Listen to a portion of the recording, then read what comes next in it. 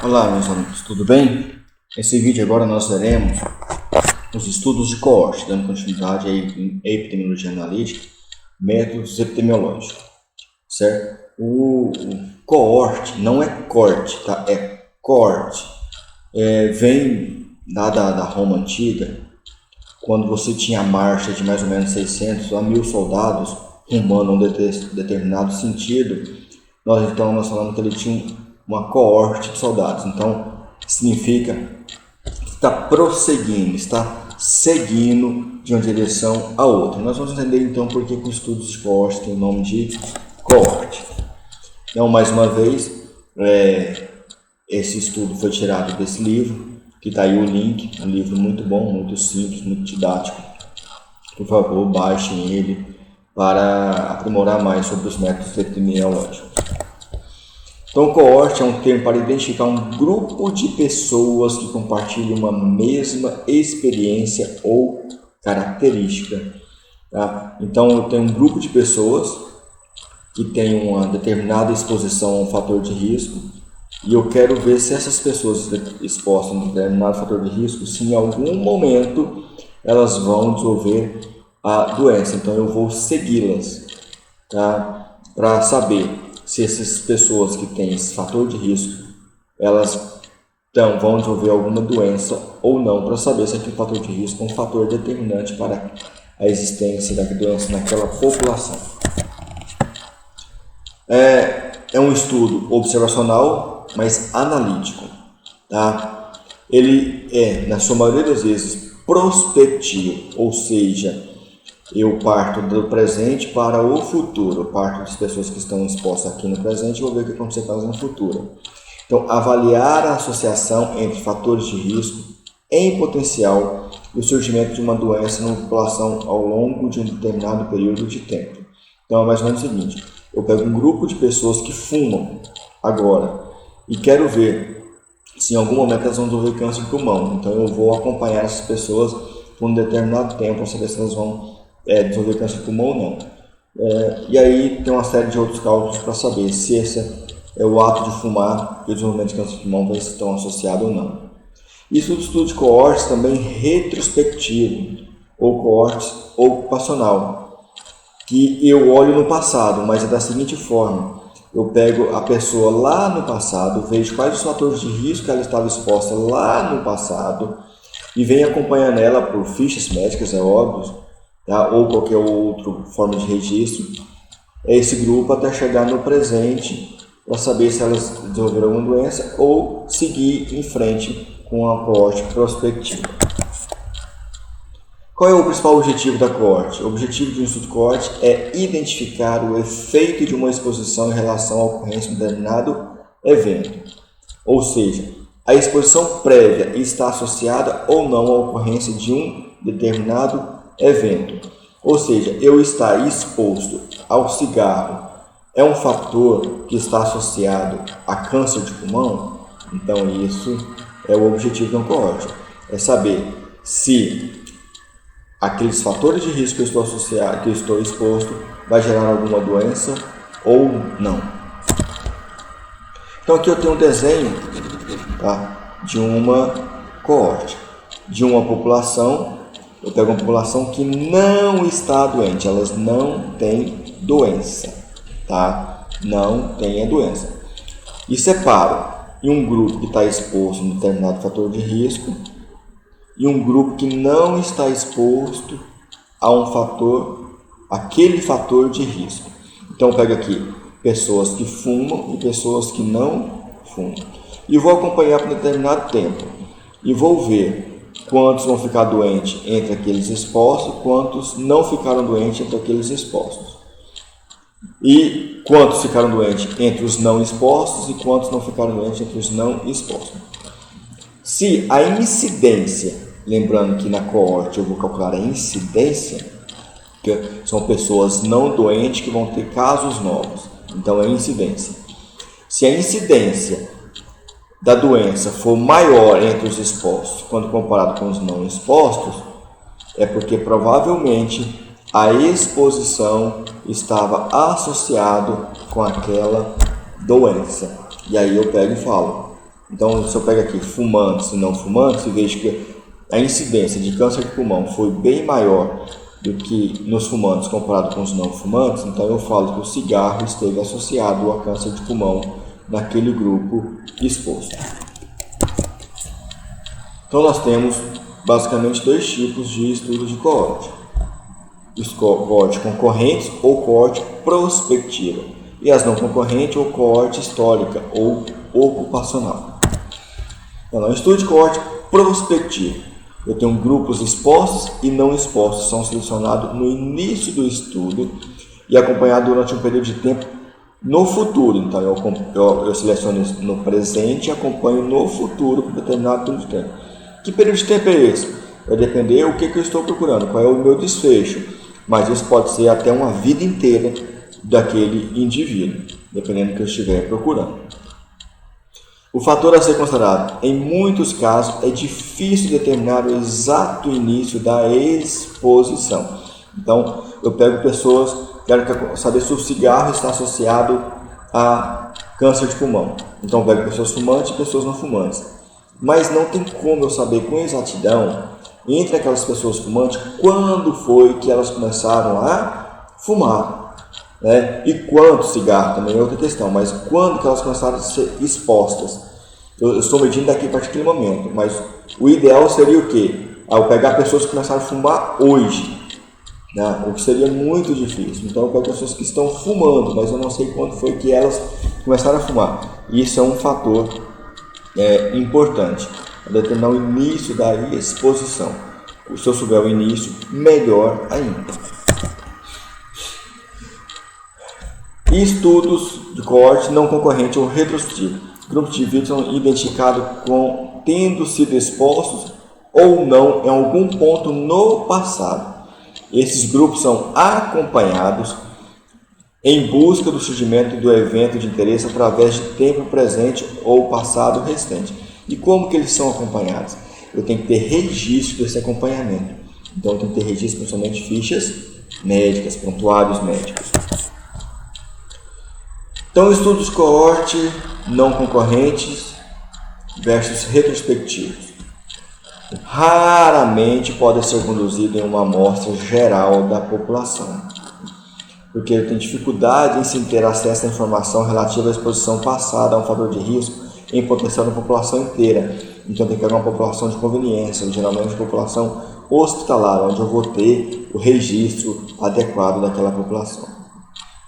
Dificuldade de monitorar a ocorrência do evento de interesse, né? Porque uma vez eles tendo exposto há 10 anos atrás, não tem como eu saber assim, com exatidão quando foi que ele teve o evento de interesse, o desfecho daquela exposição. Então, que requer informações pré-existentes relativas à exposição, como o histórico médico. Então, é um estudo muito difícil de ser feito, com muita seriedade. Ele pode ocorrer vários vieses, entre o principal dele o viés de informação, presença de informação e informação correta. Então são estudos muito difíceis de serem realizados. Então aqui nós temos mais ou menos o que seria um estudo de coorte, o não concorrente e o concorrente. Você pode ver que independente se ele é prospectivo ou se ele é retrospectivo, o desenho ele é o mesmo. Qual é o desenho? Eu pego uma população, dessa população eu tiro um grupo de pessoas expostas a um fator de risco de interesse, um grupo de pessoas não expostas a um fator de risco de interesse. E vou ver a incidência do meu desfecho, da minha doença, entre os expostos comparado com os não expostos. Qual é a diferença aqui? Eu tenho que imaginar que o tempo presente seja 1996. Vamos pensar nisso. 1996. Então ali eu peguei um grupo dessa população, dividi em expostos e não expostos e acompanhei elas por 20 anos. Certo? Então para o presente 1996 e acompanhei elas por 20 anos. Então é prospectivo. Aqui no não concorrente não, lembra, o tempo presente é 1996, mas eu vou pegar a exposição que ocorreu há 20 anos atrás, em 1976, e vou acompanhar até chegar em 1996 e ver qual a incidência de pessoas que tiveram um evento de interesse que eu estou medindo. Como é que eu vou fazer esse acompanhamento aqui? O acompanhamento aqui, persona não concorrente, é principalmente por históricos médicos. Já na concorrente, eu vou acompanhando essas pessoas, vou visitando essas pessoas, vou fazendo consulta com essas pessoas, vou telefonando com essas pessoas. Existem várias formas de acompanhamento, mas eu vou pegando sempre constantemente o registro dela para avaliar se elas estão desenvolvendo o desfecho de interesse ou não. Então, o aspecto metodológico é extremamente importante eu ter o cálculo do tamanho da minha amostra. Então, existem vários tipos de cálculos. Aí você vai lá na estatística, pega o melhor cálculo para uma coorte. E ali nessa coorte, nós teremos esse cálculo. Mas alguns pontos são extremamente importantes. A razão entre expostos e não expostos, ou seja, eu vou ter um exposto para 2 não expostos, um exposto para cada 3 não expostos, um exposto para 4 não expostos. Isso é importante eu definir antes de começar a calcular. Risco relativo mínimo a ser detectado, ou seja, qual é a razão de incidência entre exposto e não exposto a ser detectado inicialmente. Aí eu vou me basear em outros possíveis estudos para saber qual o risco mínimo que eu vou detectar. Proporção de eventos no grupos não exposto. Eu quero saber qual é o percentual de não exposto que pode eu ter esse possível evento que eu estarei medindo. Então, eu vou saber isso através de leituras daquele doença específica na minha população. Determinar um nível de significância de no mínimo 0,05, ou seja, um alfa de 0,05. Para eu ter um nível de significância, um erro mínimo, é muito bom. E um poder estatístico, um teste beta de 80% a 90%. Isso aqui, tá, vocês vão conseguir aprofundar mais estudando bioestatística. É muito simples, é muito fácil de entender isso aqui. A amostragem. A escolha do grupo de comparação nos não expostos deve obedecer aos mesmos critérios empregados para a seleção dos grupos expostos. Eu tenho 2 tipos de comparação, o grupo interno e externo. Pessoal, é o seguinte, eu vou ter 2 grupos, um grupo exposto e um grupo não exposto. Esses grupos têm que ser muito parecidos. O ideal seria que a única diferença entre eles é que um é exposto e o outro não exposto. Para eu tirar qualquer outra possibilidade de que tenha ocorrido a doença fora a exposição. Eu tenho um grupo de comparação que ele pode ser interno ou ele pode ser externo. Então, veja bem, um grupo de comparação interno é basicamente o seguinte, eu tenho uma escola e nessa escola eu tenho pessoas que fumam e pessoas que não fumam. O ideal era que eu pegasse para cada pessoa que fuma em uma sala, pegar uma pessoa que não fuma naquela mesma sala. Isso seria o ideal. No interno. No externo, eu tenho a pessoa que fuma na escola e o grupo que eu vou comparar é uma pessoa que não frequenta aquela escola, tá? E que não fuma. E aí eu tenho que ver exatamente esses detalhes. Então o ideal seria o quê? O interno, mas quando for possível, faça o grupo de comparação externo. Então, na comparação interna, selecionar uma amostra da população, classificar de acordo com a presença ou ausência da exposição, exposto dividido por não exposto. Comparação externa, selecionar a exposta da população com base em uma exposição específica. Selecionar uma amostra de não exposto da população geral, de onde o grupo exposto não foi identificado. Tá? Então, aí você vai escolher o melhor método para o seu estudo, de acordo com a sua pergunta. Acompanhamento e estudo de coorte. Principal problema, perda de segmento da população estudada, que nós chamamos de taxa de atrito. Quando você está seguindo um grupo de pessoas, você quer seguir do início ao fim. Só que tem uma possibilidade dessas pessoas mudarem de endereço, mudarem de cidade. Tem um risco das pessoas realmente no meio do estudo elas não quererem mais participar do estudo e pelos critérios éticos de pesquisa, ela tem todo o direito de fazer isso sem nenhum prejuízo para o participante da pesquisa. Tem a possibilidade dessa pessoa morrer por outro evento que não aquele que nós estamos medindo. Tudo isso é perda, taxa de atrito. E essas perdas, elas vão interferir diretamente na incidência da minha doença, ou de forma positiva, aumentando essa incidência ou diminuindo essa incidência. Então, perda de segmento ocorre durante o acompanhamento dos participantes. Quando o segmento não atingir 95%, há a possibilidade de introdução de viés. Procurar perdas diferenciais. Ou então, toda vez que vocês for calcular o tamanho da sua amostra, você sempre joga 20% a mais, tá?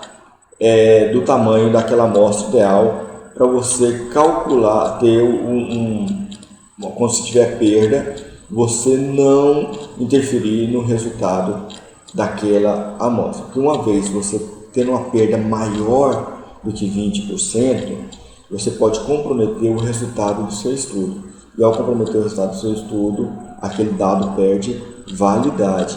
Ou seja, ele não passa mais a ter cientificidade, ele não passa a ser mais, não passa a ter mais confiança. Uma vez um dado não tendo confiança, um resultado não tendo confiança, a comunidade científica não vai adotá-lo, né? Na coorte não concorrente histórica, o que interfere? A qualidade da informação. Primeiro é a presença e segundo, se essa informação está completa. Quando as informações sobre a exposição e armazenamento são muito antigas, eu tenho um problema sério, tá? Porque eu posso ter método diagnóstico ou medida de exposição pode ter mudado ao longo do tempo. Ou seja, pessoas que às vezes não foram consideradas doentes naquela época, se eu aplicar novos métodos diagnósticos, elas seriam consideradas doentes. Ou pessoas que foram consideradas doentes, se eu aplicar novos métodos diagnósticos, talvez elas não seriam consideradas doentes. Então isso é um problema sério. A outra coisa, eu estou acompanhando aquela pessoa fumante, de repente ela para de fumar, ou seja, a exposição acabou. Então eu tenho que calcular isso tudinho bonitinho para não ter problema na minha coorte, mas tudo isso tem que ser bem planejado antes. A avaliação da exposição. Falhas em determinar se o participante foi exposto ou não pode comprometer o estudo. Então você tem que ter critérios muito claros. O que é exposição e o que não é exposição. Tá? E separar muito bem essas pessoas, porque senão vai gerar um grande problema. Informação sobre a exposição pode ser obtida de entrevista, testes laboratoriais, avaliação clínicas e prontuários. Mas o critério de exposição e exposição tem que estar muito bem claro, tá? Porque senão nós teremos problemas. A exposição ao fator de risco pode variar ao longo do estudo e isso tem que ser determinado. Se acontecer, tem que estar previsto. Se você vai calcular de acordo com o tempo de exposição ou o tempo de acompanhamento. Se for considerado o tempo de acompanhamento, pode se colocar como perda de segmento. Em estudo de coorte não concorrente, a informação disponível com relação à exposição pode ser insuficiente para classificar de acordo com a intensidade e duração da exposição. Gente, intensidade ela é um fator muito importante. Se eu estou avaliando, por exemplo, cigarro, se a pessoa fuma há 5 anos, é uma coisa.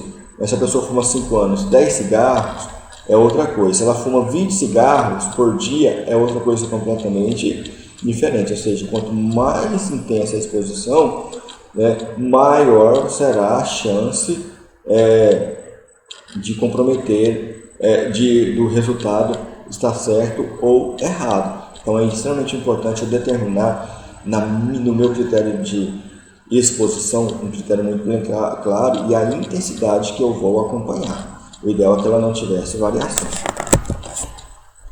Avaliação do evento. As informações podem ser coletadas em intervalo ao longo do estudo. Aí vai depender da minha doença. Se eu vou coletar isso uma vez por ano, se eu vou coletar semanalmente, se eu vou coletar uma vez por mês. Então, se eu vou coletar diariamente, então, ou de hora em hora. Se eu estiver trabalhando com a coorte de infecção hospitalar, eu vou coletar ali, dependendo do meu estudo, de hora em hora, o resultado. Tá? Então vai depender muito do que eu estou acompanhando, mas eu tenho que determinar de quanto tempo que eu vou calcular esse evento. A duração do intervalo e a frequência para a coletar a informação vai depender da doença estudada. O procedimento aplicado para a identificação da doença deve ser o mesmo para grupo exposto e grupo não exposto. Tudo que você fizer no exposto, você tem que fazer no não exposto. Então, pessoal, continuando. Então, quais são as medidas de associação que nós achamos no estudo de coorte? Então, nós temos aqui os coeficientes de incidência. Então, a gente calcula a incidência da doença entre expostos e a incidência da doença nos não expostos. Depois, a gente faz uma razão. Essa razão nós chamamos de razão de risco, o risco relativo. Então, nós pegamos a incidência nos expostos dividindo pela incidência nos não expostos. Então, nós vamos ver quantas vezes a incidência nos expostos foi maior do que nos não expostos. Uma vez a gente fazendo isso, a gente vai achar o que? O risco relativo. E esse risco relativo vai nos interpretar, nós vamos interpretar para saber se ele está associado, vai nos dizer se a exposição está ou não associada ao desfecho. O risco relativo é usado para determinar se a taxa de incidência entre exposto é maior do que na taxa de incidência entre não exposto. Olha aqui, se for maior, existe uma associação entre fator de risco e desenvolvimento de interesse, do evento de interesse. Como que eu calculo o risco relativo? Então, primeiro eu tenho que fazer uma tabelinha 2 por 2. Então, 2 colunas e 2 linhas. Na primeira coluna, nós já vimos isso, tá? Nos vídeos anteriores. Na primeira coluna, a gente coloca os doentes. Na segunda coluna, a gente põe os não doentes. Na primeira linha, a gente põe as pessoas que foram expostas. Na segunda linha, as pessoas que não foram expostas. Então, vamos lembrar o desenho. Eu pego a minha população, pessoas sadias, divido em pessoas expostas e pessoas não expostas. Ao compor determinado tempo, eu vou ver quem vai ter a doença e quem não vai ter a doença. Então, eu tenho aqui os expostos e não expostos. Aí, o que eu faço? Eu calculo a incidência nos expostos, depois eu calculo a incidência nos não expostos. Tá? E aí, eu faço a razão dessas duas incidências. E aí, eu acho o risco relativo. Então, aqui nós temos aqui um exemplo. Eu quero saber se morte no período perinatal está associado ao baixo peso da criança. Tá? Então, ele pegou criança que nasceu com baixo peso e criança que nasceu com peso normal, aterro. Tá? E foi ver quem morreu no período perinatal e quem não morreu no período perinatal. Então, aqui a gente calcula primeiro a incidência nos expostos, ou seja, incidência nas crianças com baixo peso. Como que eu pego a incidência? Eu pego todas as crianças que morreram e que foram expostas, divido pelo total de crianças expostas. Então, todas as crianças que morreram no período perinatal e que tinham baixo peso, dividido pelo total de crianças dividido por baixo peso. Dividindo aqui, achei uma incidência de 0,207. Se eu fosse multiplicar por 100, daria 20,7%. Depois eu pego a incidência nas crianças não expostas, ou seja, as crianças não expostas. O que são as crianças não expostas? As crianças que não nasceram com baixo peso.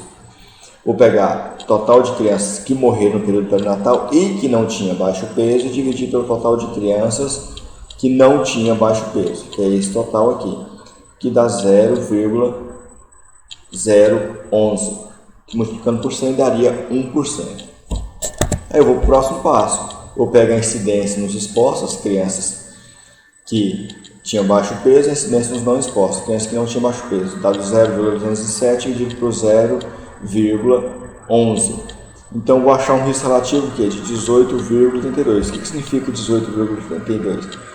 As crianças que morreram no período perinatal e que foram expostas, as crianças que nasceram com baixo peso, tinha 18,82 vezes mais risco de morrer no período perinatal quando comparado com as crianças que nasceram com peso normal, com intervalo de confiança de 14,39 a 25,57. Isso nós já explicamos isso no vídeo anterior. O que significa? Na minha amostra eu achei um valor de 18,82, mas na minha população o valor verdadeiro com 95% de certeza pode estar entre 14,39 e 25,57.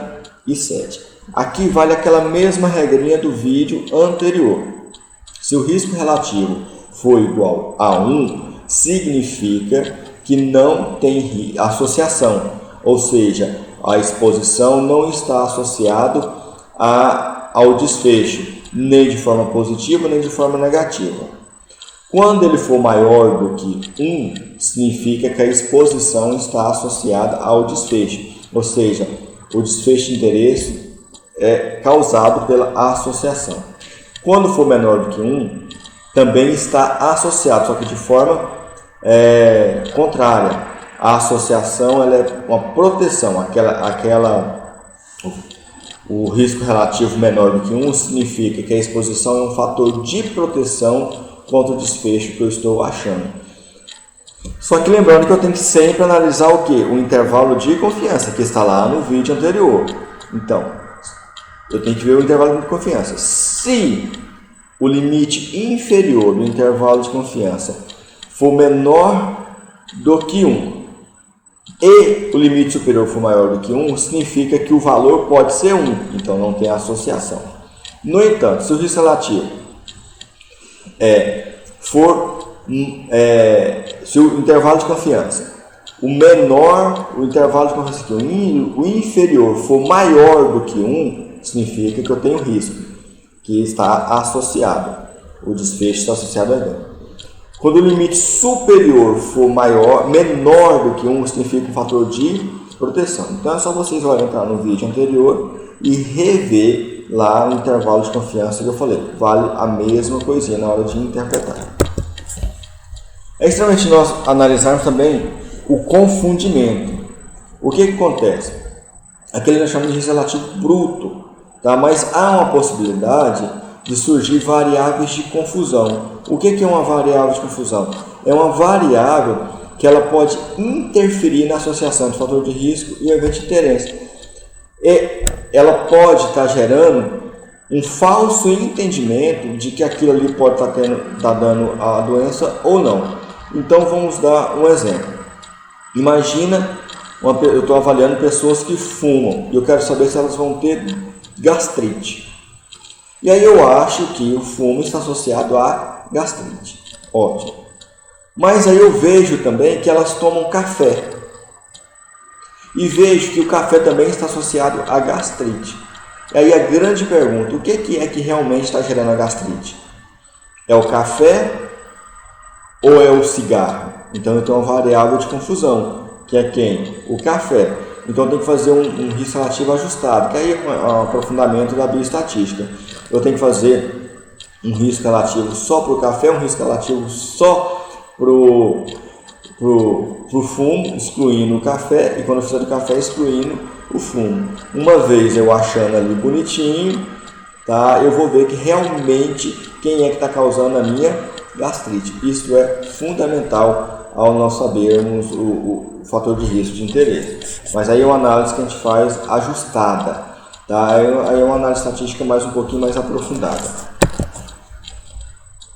Então, na variável de confusão, ela é uma variável que está associada tanto à exposição quanto à doença. Vamos pegar lá no café.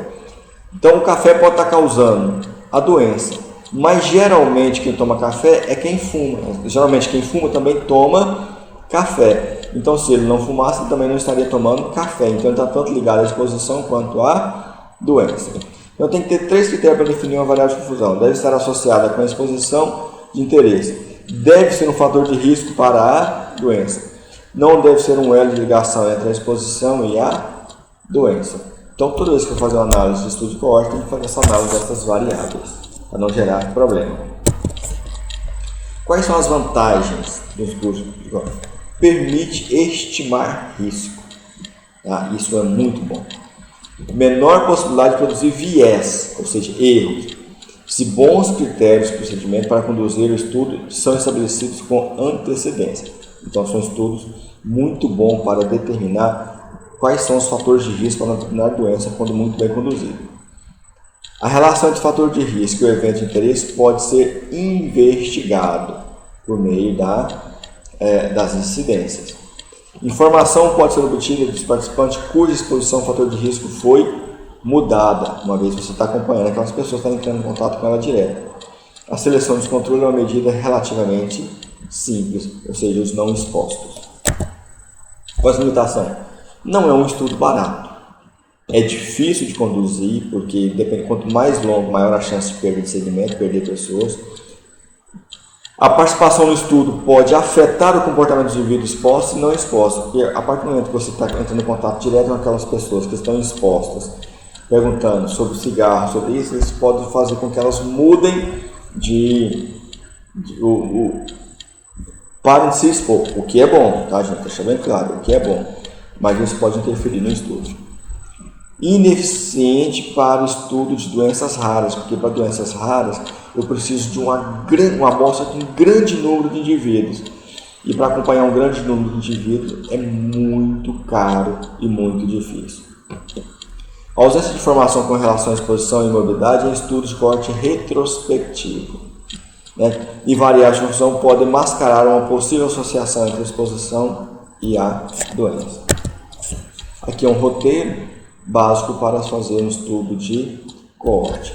Muito obrigado a todos e até o próximo vídeo.